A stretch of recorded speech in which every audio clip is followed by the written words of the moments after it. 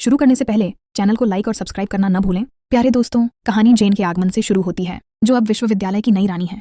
वह इधर उधर घूमती है, सबकी निगाहें उस पर टिकी हैं। उसे याद आता है कि क्या हुआ था, और वह देखती है कि हर कोई या तो उससे डरा हुआ है, नाराज है, या उसे अपने से अलग नहीं समझता। वह सोचती है कि क्या वह वाकई इस बर्ताव की हकदार है। वह हर उस घटना के बारे में सोचती रहती है और कैसे उन्होंने उसे सजा दी, चाहे वह रॉक्सैन हो या एंजेलिका। वह एंजेलिका से छुटकारा पाने ही वाली थी, लेकिन ऐसा आया और उसे बचाने के लिए रुक गया, इससे पहले कि वे उसे मार डालते।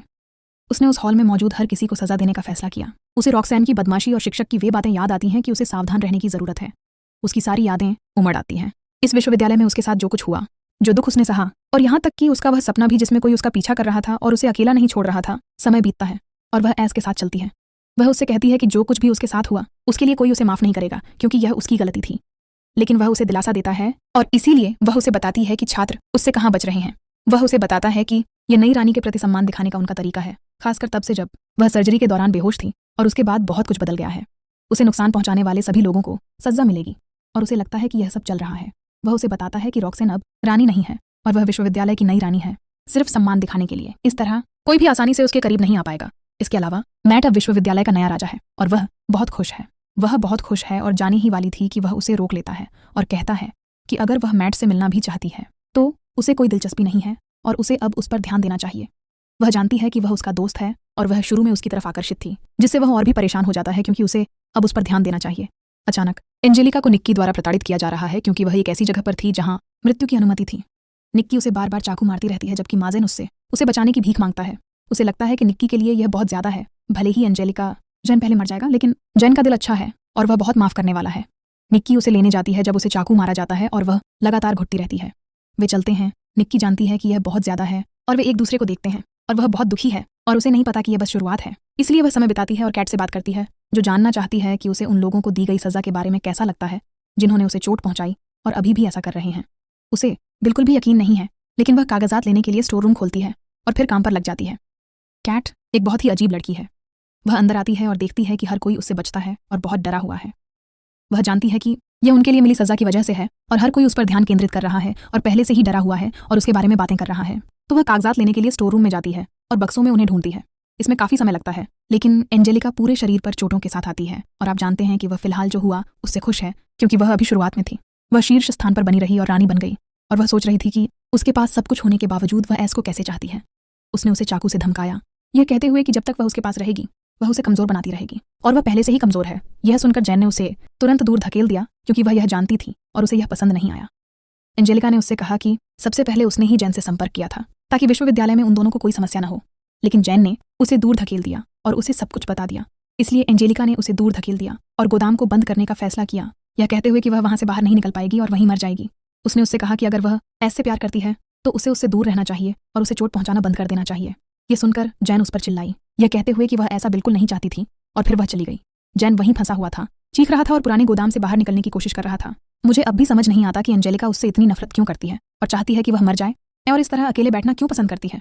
वह कहती है कि उसे अंधेरे से डर नहीं लगता, क्योंकि उसमें वह कमजोर दिख सकती है, और वह दिन के विपरीत रोती है जब वह कमजोर महसूस करती है। उसे लगता है कि निकी उसे धमका रही है क्योंकि वह ऐस को कमजोर बना देती है, और उसका पति भी ऐसा ही है।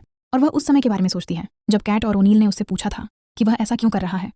इससे उसका अधिकार कमजोर हो जाएगा और उसे ही सजा मिल सकती है, लेकिन उसने उसे बचाने का फैसला किया क्योंकि वह उसके साथ रहकर खुश रहता है। इसके अलावा वह उसकी सेक्रेटरी हैं और वे उसके बारे में चिंतित हैं और नहीं चाहते कि उसे कोई चोट पहुंचे, लेकिन वह उसके साथ होने से विचलित हो जाता है और वह सबकी बातों पर ध्यान देना पसंद करती है, यहाँ तक कि वायलेट की बातों पर भी, जब वह ऐस के लिए कुछ अपवाद करती है। और मुझे लगता है कि वह लक्स की तरह ही चलेगा, और ऐस को यही दिखता है कि वह उससे बिल्कुल अलग है। वह सोचती है कि जब वह यहाँ से निकलेगी और फैसला करेगी कि क्या करना है, उसके साथ रहना है या नहीं, तो आज ही बेच दो। ऐसा आता है और उसके लिए दरवाजा खोलता है और जानना चाहता है कि उसके साथ यह किसने किया। वह देखता है कि वह अभी भी सदमे में है और उसे तुरंत क्लिनिक ले जाने का फैसला करता है। अचानक मैट आता है और वे दोनों साथ हो जाते हैं।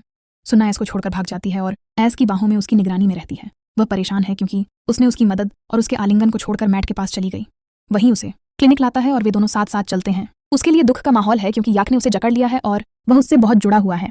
वह उन्हें साथ चलते और एक दूसरे पर ध्यान केंद्रित करते हुए देखता है, और इससे उसे वह समय याद आता है जब वह थकी हुई थी और ऐस उसके बगल में था और उसे यह एहसास दिलाता था कि वही उसका रक्षक और रक्षक होगा। यहीं से वह मैट को छोड़कर ऐस की ओर दौड़ती है और उसे गले लगा लेती है, उसे यह जताते हुए कि अब वह उसके साथ नहीं है। वह फिर से लड़ने में सक्षम हो जाती है, लेकिन वह उसे आश्वस्त करता है कि यह सब वह कर रहा है, न कि वह। वास्ट मैट के पास जाता है जो बहुत दुखी है और चला जाता है। उसे वास्ट की कई बातें याद आती हैं कि वह हमेशा उसके साथ रहेगा और उसके लिए कुछ भी करेगा। वह उनकी साथ बिताई सभी यादों और उसके जन्मदिन के समय के बारे में सोचता है और यह कि वह वास्तव में उससे प्यार करता है और उसका दिल टूट रहा है। वह चला जाता है और दुखी है कि जैन ने ऐस को चुना और उसे अकेला छोड़ दिया। इसलिए वे छात्रों के सामने एक दूसरे का हाथ पकड़े हुए और दुखी होकर आते हैं। वे एक रिश्ते में हैं और चल रहे हैं और वह अब खुश है और उन्हें किसी भी बात की चिंता नहीं है। इसीलिए समय बीतता है और वह माया और वैन से मिलती है और वे जानना चाहते हैं कि उसके और एस के बीच क्या चल रहा है और जैम इस बारे में बात करना पसंद करता है। और जब वह एस को वहाँ पाता है तो वह चला जाता है और वह जिसके पास वह गई थी वह यहाँ है और वे बाद में मिलने का फैसला करते हैं। इसलिए वह अपने दोस्तों के साथ चलती है और मैं देखता हूँ कि वह बहुत दुखी है और वे उसके बारे में बातें करते रहते हैं। इसीलिए वह उससे मिलती है। उसके बाकी दोस्त मेरे बारे में बात कर रहे हैं। एस के साथ उसका रिश्ता ऐसा है कि वे उस पर हंसते हैं और उसे तुरंत वहाँ से भगा देते हैं। फिर हम रॉक्सन के पास जाते हैं जो भेस बदलकर डरी हुई चल रही है। जैन उसकी कहानी का पीछा कर रहा है और वह अपनी बिल्ली से मिलती है और उसकी किताब देखती है। उसे उसमें एस का दिया हुआ एक गुलाब मिलता है और वह बिल्ली से बातें करने लगती है। तभी एस आ जाता है। वह उससे कहता है कि वह अब उससे दूर नहीं रह सकता और वह हर समय उसके बारे में सोचता रहता है। जब वह कुछ देर अकेले रहना चाहती है और जाने की कोशिश करती है तो वह उसे छोड़ने से इनकार कर देता है। वह तुरंत उसे गले लगा लेता है और कहता है कि जब तक वह उसे गले लगाता है उसे सुकून मिलता है और यह उसके लिए एक गले लगाने के कैप्सूल की तरह है, एक थेरेपी की तरह। वह चाहता है कि वह हर समय उसके बारे में सोचे और किसी भी समय उसके पास आए। इसीलिए वह उससे कहती है कि उसे यह थेरेपी फिर से चाहिए। हर बार जब वह उसके करीब आता है तो वह तुरंत उसके पास चली जाती है, खुश और सहज महसूस करती है। वह उसे टीम रूम में जाने के लिए कहता है और तभी ओनिल वहां आ जाता है। वह आज रविवार को अपनी योजना जानता है और जेन से इन योजनाओं के बारे में पूछता है। जेन उससे कहती है कि वह रविवार को जो चाहे कर सकती है। यही बात इसको अविश्वास में डाल देती है और वह चाहता है कि वे उसे अकेला छोड़ दें। कैट उसे रोकती है क्योंकि उसे उत्कृष्टता प्राप्त करनी है। वह ईश्वर का धन्यवाद करता है कि वह अभी भी इस पद पर है और अपनी शक्तियों का आनंद ले रहा है। इसीलिए ओनिल उससे बात करने जाता है कि वह कैसे अपनी इच्छा से लोगों को बचाता है। न्याय की बात यहीं खत्म नहीं होती। जब वह जैम के लिए डरता है तो जैम उस पर चिल्लाती है क्योंकि यह कोई खेल नहीं है और उसे यह अच्छी तरह समझना चाहिए। एस को बचाने के लिए उसे अपनी कोई भी कमजोरी नहीं दिखानी चाहिए, किसी भी रिश्ते में नहीं पड़ना चाहिए और ऐसे दूर रहना चाहिए। यही बात वह शुरू से ही अस्वीकार करता है। अचानक रॉक्सैन आती है और उन्हें बताती है कि एस ने उसे बचाया है। ये बिल्कुल भी उचित नहीं है। वह उन सभी का, खासकर एस का, सामना करने जाती है और उससे पूछती है कि क्या उसका जैन के साथ कोई रिश्ता है। नहीं नहीं, यही बात इसकी पुष्टि करती है और वह कहती है कि अब उसे समझ आ गया है कि जैन एक राक्षस है और गायब हो गया है। पूर्व राष्ट्रपति अब एस की ही तरह मुश्किल में हैं और वे सोच रही हैं कि इस समस्या का समाधान कैसे निकाला जाए। इसीलिए जैन रॉक्सन के पास जाता है और उससे विनती करता है, भले ही एस मना कर देता है। रॉक्सन उससे कहती है कि बहुत देर हो चुकी है और एस अपना सब कुछ खो देगा और वह चली जाती है। कैट और ओनील बहुत परेशान हैं क्योंकि वह इन सब का कारण है और उसने बहुत बड़ी गलती की है। इसलिए वह उसे लेकर चला जाता है। वह उसे बचाने के लिए कुछ भी करना चाहती है और इससे उसे एहसास होता है कि वह कुछ भी करने में सक्षम है, लेकिन वह उसके बिना नहीं रह सकता।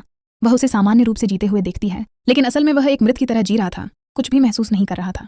वही थी जिसने उसे जीवन दिया और उसने उसके साथ जीना सीखा। वह उसे खोने के लिए तैयार नहीं है क्योंकि उसे उसकी ज़रूरत है। इसीलिए वह उससे कहती है कि उसे और भी बहुत कुछ चाहिए और वह नहीं चाहती कि उसकी वजह से वह अपनी सारी उपलब्धियां खो दे। इससे वह उससे विनती करती है कि वह उसे छोड़कर ना जाए और उसकी उपस्थिति को ही उसका जन्मदिन का उपहार मान ले। उसका जन्म इसलिए हुआ है क्योंकि वह उससे खुद से भी ज्यादा और किसी और से भी ज्यादा प्यार करता है और वह उससे विनती करता है कि उन दोनों की तमाम उपलब्धियों के बाद भी वह उसे छोड़कर ना जाए। वह उससे बहुत प्रभावित है और जब वह रो रही होती है तो वह उसके पास जाता है। जब वह उससे दूर हटने की कोशिश करती है तो वह उसे दिलासा देता है और दोनों बहुत भावुक हो जाते हैं। वह उसके आंसू पोंछता है और उसे गले लगा लेता है। वह जेन की शांति में उसके लिए गीत गाने का फैसला करता है, लेकिन वह उसके पास इसलिए जाता है क्योंकि वह आइस के लिए अपने प्यार और उसकी सारी उपलब्धियों को खोने की इच्छा के बीच सचमुच फंसी हुई है। वह अपनी स्थिति और उसके लिए अपने प्यार के बीच फंसा हुआ है और वह इसे बनाए रखने के लिए कुछ भी नहीं करना चाहता। वह उसके साथ नाचता है, रोते हुए उसे दिलासा देता है और वे दोनों एक दूसरे को गले लगाकर भावुक हो जाते हैं। वह उससे कहता है कि वह उसके लिए अपने प्यार के बारे में सब कुछ जानना चाहता है, जो वह नहीं चाहती क्योंकि इससे उसे दुख होगा। लेकिन वह अपने प्यार का इजहार करता है क्योंकि वह उससे खुद से भी ज्यादा प्यार करता है और उससे विनती करता है कि वह उसे छोड़कर न जाए। वह उसके पास जाता है और उसे चूमने ही वाला होता है कि रॉक्सेन आकर उन्हें तुरंत रोक देती है। वह इसे एक नाटक समझता है और उसे एहसास होता है कि उसने गलती की है क्योंकि उसे मार देना चाहिए था। जब रॉक्सेन उसे परेशान करती है तो वह चाकू निकालता है और उसे डरा देता है, जिससे वह भाग जाती है। फिर वह जैन को अपने साथ ले जाता है और वे खाना खाते हैं और अपना दिन सामान्य रूप से बिताते हैं। वे चले जाते हैं और वह और जैन कल की योजना पर चर्चा करते हैं। रॉक्सेन उसे बताती है कि उसके पास कल के लिए एक उपहार है, लेकिन वह कुछ और नहीं चाहता और कहता है कि यह उपहार वैसे भी उसका ही है। वह उसे खुश करता है और कहता है कि उसे उसकी मौजूदगी के अलावा किसी और चीज़ की परवाह नहीं है। वह चाहता है कि हर कोई उन्हें एक साथ नाचते हुए देखे और यही उसका सबसे बड़ा सपना है। रॉक्सेन उसके इस सपने को साकार करने में मदद करती है, जिससे वह कल के लिए उत्साहित हो जाता है। रॉक्सेन उसे वह अध्ययन सामग्री देती है जो वह पीछे छोड़ गया था और वह उसकी इच्छा पूरी करने के लिए उसे धन्यवाद देता है। रॉक्सेन चली जाती है और अचानक निक्की और निजार उसे बताते हैं कि वह पार्टी में नहीं जाएगी। जब वह उनसे बहस करती है तो वे उसे बांधने का फैसला करते हैं। तभी रीस आता है, जो कुछ बोल नहीं पाता क्योंकि वे जानते हैं कि उसी ने उसे भागने में मदद की थी। वह खूनी रात जब वह मरने वाली थी और उन्होंने उसकी किसी भी बात को सिरे से खारिज कर दिया था। वे उसे पकड़ लेते हैं। उन्हें पता नहीं होता कि वे ऐसा क्यों कर रहे हैं और उससे कहते हैं कि इस विश्वविद्यालय में प्यार झर के समान है। इससे जेन क्रोधित हो जाती है और उनसे कहती है कि अगर प्यार झर है तो वे दोनों मर जाएंगे। साइकी उसे बताती है कि उनके बीच प्यार नहीं है, जिससे वह चौंक जाती है। वे उसे बांध देते हैं और किसी के देखने से पहले वहां से निकलने का फैसला करते हैं, लेकिन मैट वहां पहुंच जाता है और देखता है कि वे उसे चोट पहुंचाने वाले हैं। वह उससे मदद की भीख मांगती है और वे उसे बताते हैं कि उनकी एक बड़ी योजना है। मैट उसे छोड़ने पर अड़ा रहता है क्योंकि वह एस के जन्मदिन में शामिल नहीं हो पाएगी और इससे उसका दिल टूट जाएगा। मैट सचमुच एक क्रूर दोस्त है। वह उसे छोड़कर चला जाता है और जेन को विश्वास नहीं होता कि वह उसके साथ ऐसा करेगा। वे उसे बेहोश कर देते हैं, उसे अपने साथ ले जाते हैं और चले जाते हैं। फिर हम एक घने जंगल में पहुंचते हैं जहां गैरॉन कुछ खोजते हुए चल रहा होता है जब तक कि वह एक द्वार तक नहीं पहुंच जाता। यह स्पष्ट है कि यह हेल यूनिवर्सिटी का प्रवेश द्वार है। वह जाता है और दरवाजा खोलता है और सीधे अंदर चला जाता है, लेकिन समय बीतता है और वह वापस हेल यूनिवर्सिटी के अंदर जाता है और निकल जाता है। ये साफ है कि जेरोम कुछ जानता है और अपने दोस्तों से छिपा रहा है। फिर हम वायलेट के पास जाते हैं जो किसी ऐसे व्यक्ति से बात कर रही है जिसे वह बाकियों से अलग मानती है। वह उससे एक आखिरी काम करवाना चाहती है क्योंकि ब्लैक ब्लड गैंग और वकील शैतान अरब के बीच युद्ध छिड़ने वाला है और इसके बारे में किसी और को पता नहीं चलना चाहिए। जेरोम ने ही इस बात की पुष्टि की है कि क्या होने वाला है और वायलेट उसे प्रस्ताव देती है कि अगर वह यह काम कर दे तो वह उसे यहाँ से निकाल लेगी और वह अपने परिवार से मिल पाएगा। वह उस पर भरोसा करना चाहती है और यह ल्यूक है जो वायलेट की मदद करने के लिए तैयार हो जाता है। यह भाग यहीं समाप्त होता है, इसलिए लाइक करना, चैनल को सब्सक्राइब करना और बेल आइकन को एक्टिवेट करना न भूलें ताकि आपको अगले भाग की सूचना मिल सके। अधिक जानकारी के लिए हमें फॉलो करें।